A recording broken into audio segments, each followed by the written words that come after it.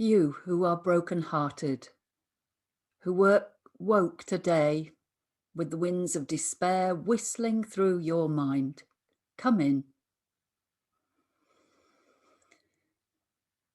You who are brave but wounded, limping through life, perhaps hurting with every step, come in.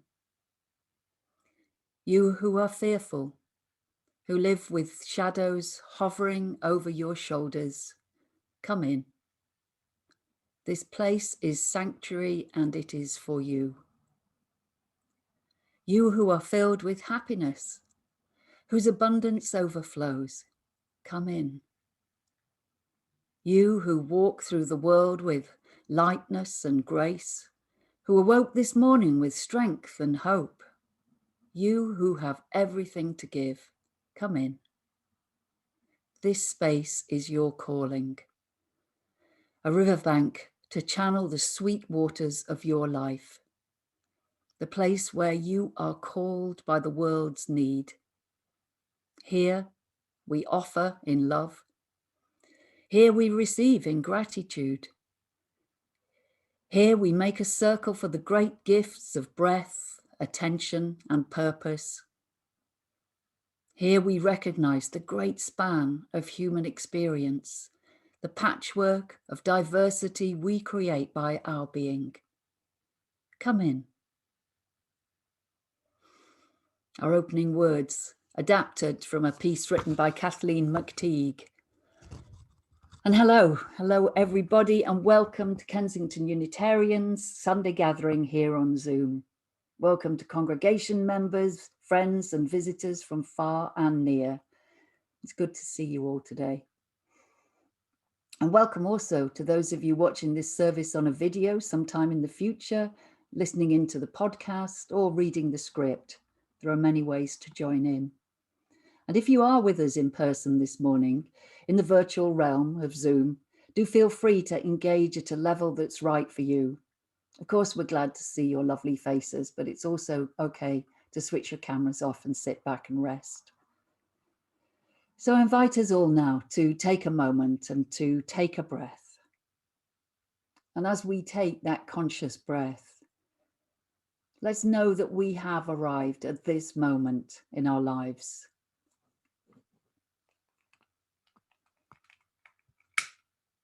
As I light this chalice flame, this symbol of our worldwide Unitarian and Unitarian Universalist community, it connects us, one with all. In today's service, we're going to be recognizing Holocaust Memorial Day, which takes place each year on 27th of January. And I'm really grateful to our trustee, Harold Lorenzelli, who has put so much thought into our address today. It seems ever more important, doesn't it, in these days of polarized politics and fake news, that we remember our human potential for inhumanity to one another, and that we recognize that the roots of any Holocaust, those roots begin way back in a society when the identities of certain groups are denigrated, looked down upon, objectified, generalized, when hatred becomes normal. Those roots start to grow when ordinary people like us look away and ignore identity-based hostility. So let's instead try to be the people who stand in solidarity and bear witness to wrongdoing and injustice.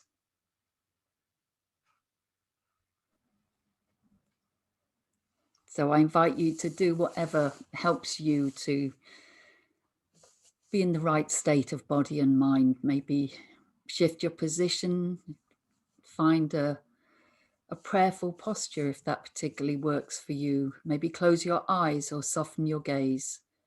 Whatever helps us to be fully present with ourselves, with one another, and with that larger presence which holds us all.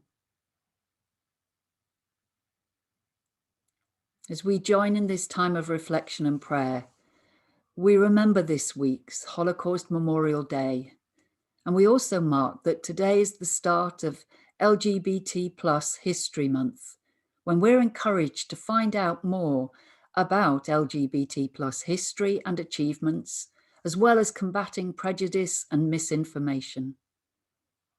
And so let us pray. Spirit of life, we know you by many names or by no name at all.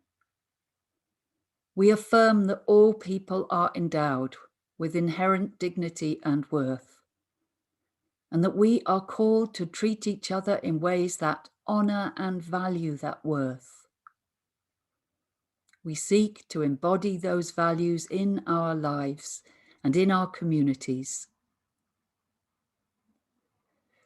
We also acknowledge that we are called, each of us, to resist all forms of injustice.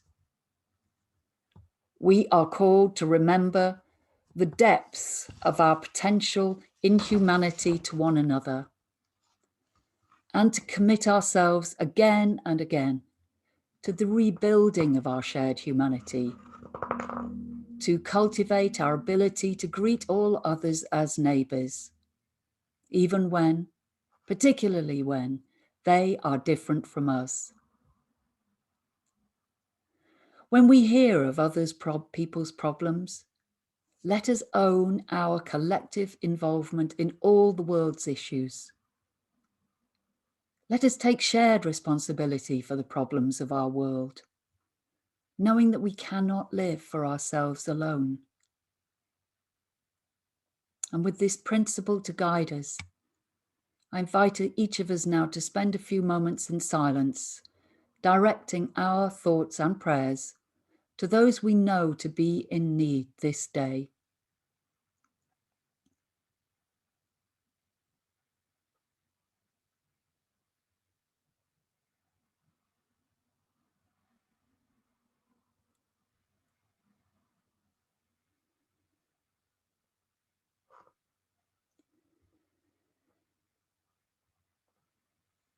And perhaps in these moments, we can own our individual and collective potential for evil and wrongdoing. Forgive us our trespasses as we forgive those who trespass against us.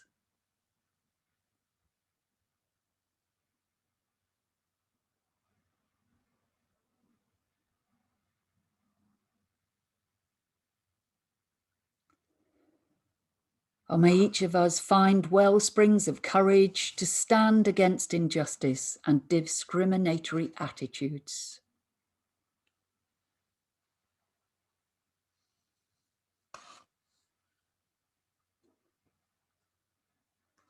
And most of all, let each of us remember our own power, small though it may be, to make things better in this world and in ourselves. Through simple acts, and perhaps just small adjustments in our thinking. And by remembering that each and every person is indeed a neighbour of ours, for we share this one world. Spirit of life and love, we ask your blessing as we seek to co-create a world where people are free from injustice, violence, discrimination. And to that aspiration, let us say, if we so wish now, Amen. So may it be.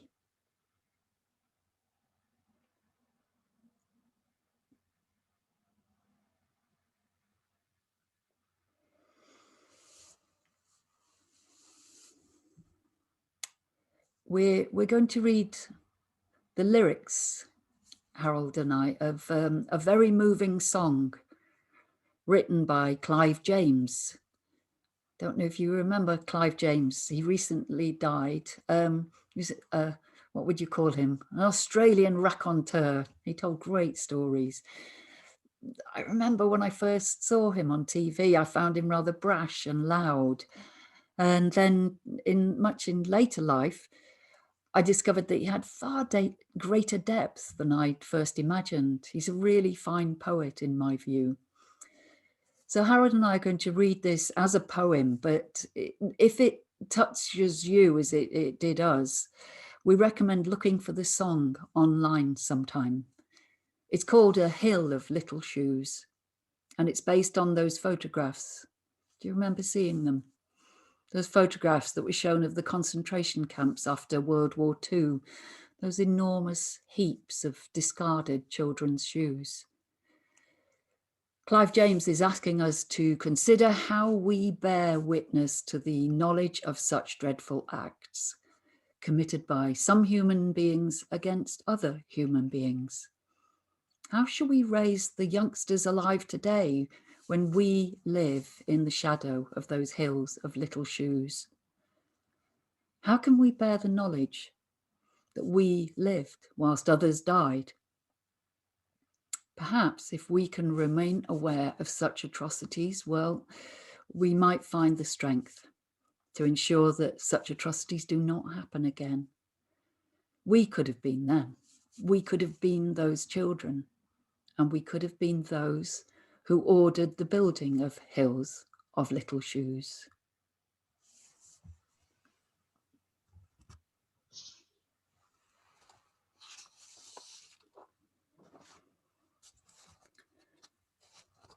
I live in the shadow of a hill of little shoes. I love, but I shiver with a chill I never lose. I live, I love, but where are they? Where are their lives, their loves, all blown away, and every little shoe's a foot that never grew another day? If you could find a pair and put them on the floor, make a mark in the air like the marks beside your door when you were growing, you'd see how tall they were. And the buckles and the laces they could do up on their own, or almost could, with their tongue tips barely showing, tell you how small they were.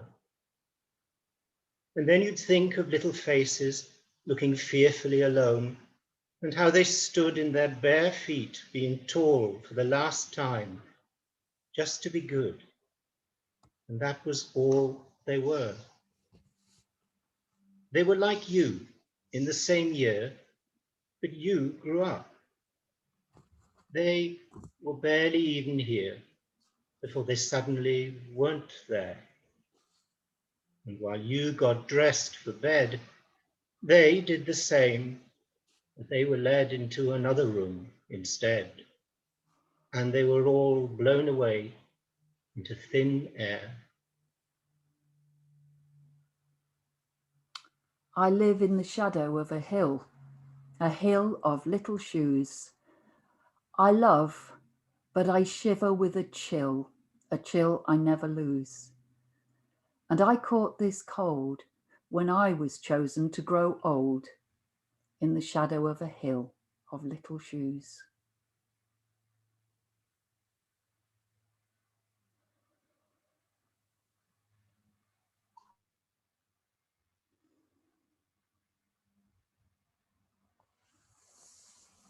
Well, after such a stark image of those hills of little shoes, let's move into a time of quiet meditation. You might want to adjust your position so you feel comfy. Maybe take a stretch and lift those shoulders up and round and back. Let some of that tension of life fall away if you can. And we'll have a good 3 minutes held in silence together. And there'll be a chalice flame video to focus on if you wish, or do close your eyes if that works best for you. And the silence will come to an end with our second piece of music today, written by the Russian 20th century composer Reinhold Glier, played on cello and viola for us by Abby and Rachel. And if it helps you to have an idea to take into the meditation, here is a very short sentence from the Upanishads, the Sanskrit ancient scriptures. I wonder if this speaks to you today. To direct the mind towards the basic unity of all things and to divert it from the seizing of differences, therein lies bliss. To direct the mind towards the basic unity of all things and to direct it and divert it from the seizing of differences, therein lies bliss.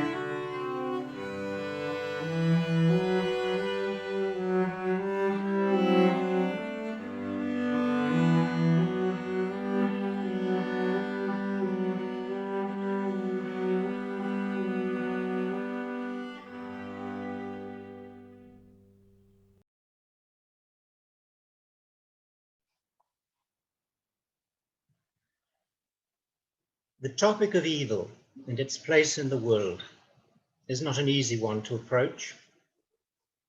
I'm a natural optimist, and so to be confronted, as we all are, on a regular basis with facts which belie or challenge that condition is not an easy thing to swallow.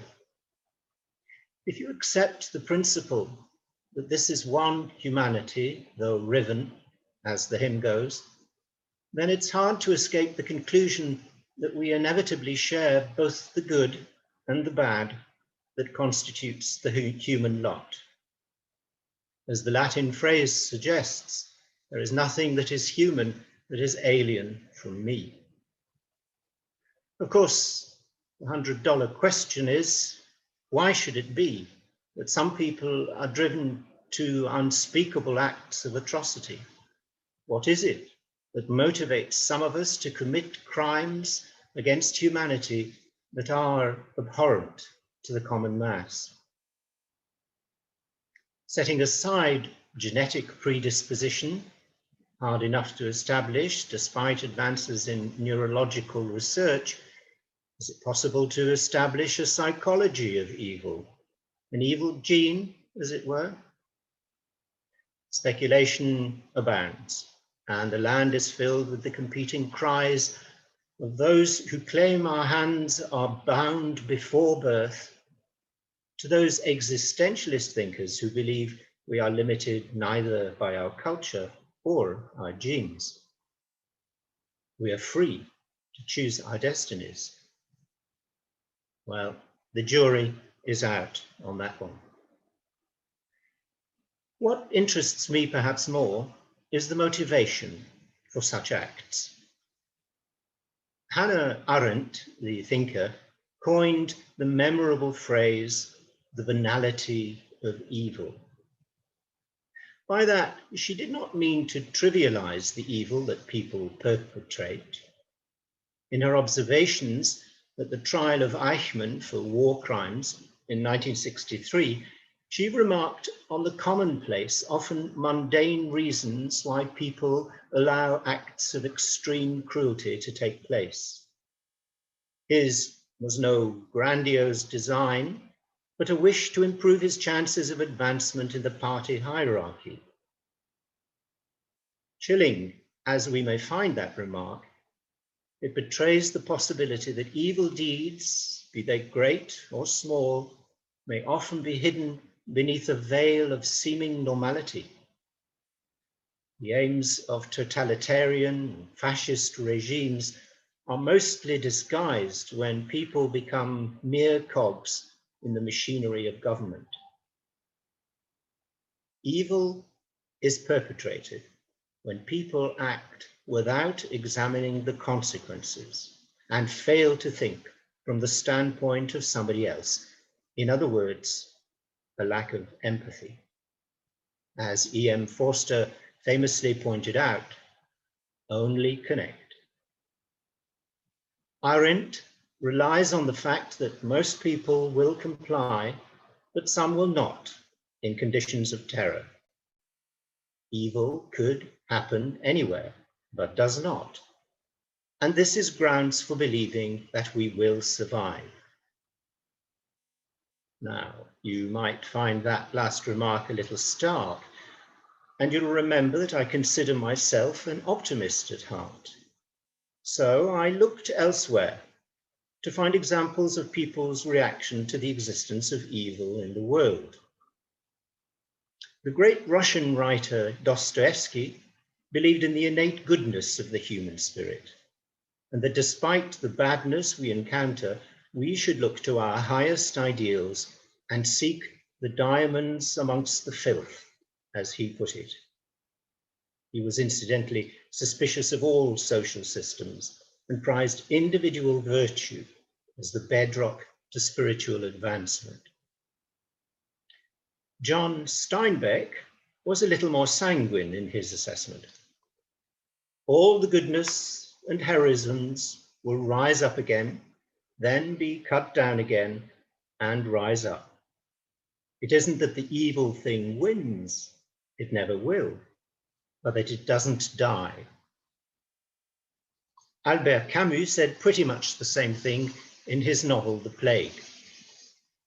The plague, a metaphor for man's ability to harm his fellow creatures, may lie dormant for years, only to rise up again for the instruction and misfortune of mankind. A surprising source of reflection came from the pen of Isaac Asimov, the writer of science fiction. We need, he says, to believe people are good even if they tend to be bad, because your own joy and happiness in life is increased that way, and the pleasures of belief outweigh the disappointments. The writer Maya Angelou responded to her own rape as a young woman by turning to literature, to human thought, human disappointments and triumphs. Enough, she says, to triumph herself. She upheld courage as the indelible individual capacity to create ourselves daily as Christians, as Muslims, as Jews, as thinking, caring, laughing, loving human beings. To confront evil and to turn it by dint of will into something applicable to the development of our evolution individually and collectively is, she thought, both exciting and honorable. The threat of despondency and cynicism are never far from the surface, and we wrestle with these demons sometimes on a daily basis.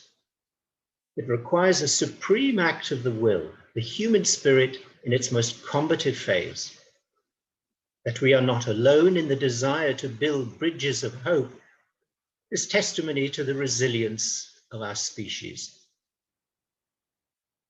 If you will allow me, I'd like to end by quoting a letter written in 1973 by an American author, E.B. White, who wrote a letter in response to a Mr. Nadeau, who had, for reasons unexplained, lost faith in humanity. It is found in his letters of note. Dear Mr. Nadeau, as long as there is one upright man, as long as there is one compassionate woman, the contagion may spread and the scene is not desolate. Hope is the thing that is left to us in a bad time. I shall get up on Sunday morning and wind the clock as a contribution to order and steadfastness. Sailors have an expression about the weather. They say, the weather is a great bluffer.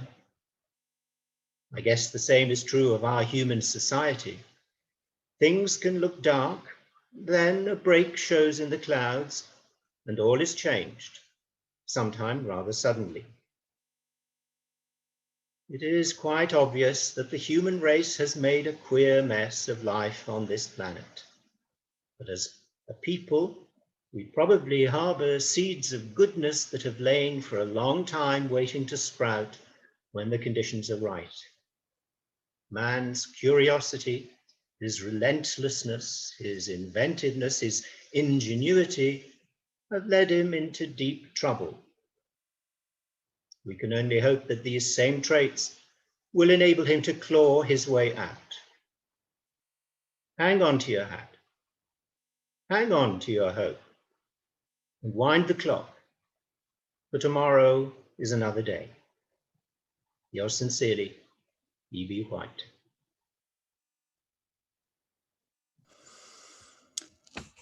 Thanks to you, Harold, for that really thought-provoking piece. Really appreciated you writing that. There's an opportunity to sing a hymn now, but if you'd rather just read the words that are going to appear on the screen soon, that's fine. It's a lovely meditative piece. It's been recorded for us by the Unitarian Music Society, and the words you'll recognize, they come from a Buddhist metta practice of loving kindness. May you be filled with loving kindness. May you be well. And we'll all be muted so we can all sing along in good voice if we'd like to.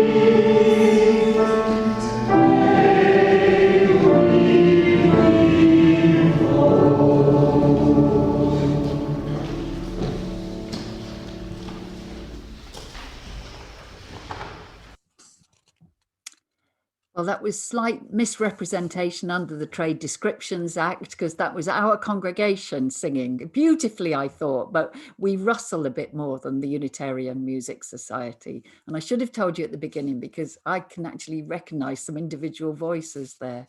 Nice to hear our congregation singing. So time for some announcements now. As always, really much gratitude to our Zoom hosts, Jane and Jenny, this morning. Without them, these services just would not happen.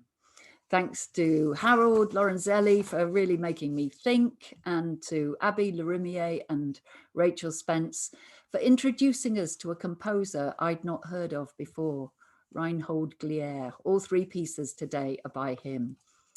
There are plenty of other opportunities to keep in touch in the week ahead, with the West London Green Spirit Group meeting tomorrow, Monday afternoon, 2:50 for a 3 p.m. start. I've got a list of people who've already asked to join in that, and I'll be sending out the link after the service today. If you'd like to join us, then do let me know. It's going to be a celebration of the early spring festival of Imbolc. And then there's the coffee morning at 10:30 on Tuesday. And if you'd like to join a Heart and Soul session one evening this week, I think it's Friday and Sunday, do get in touch with Jane, as there may be a few spaces left. And do drop us a line, an email, if you're quite new to our Sunday gatherings. It's always good to hear from people.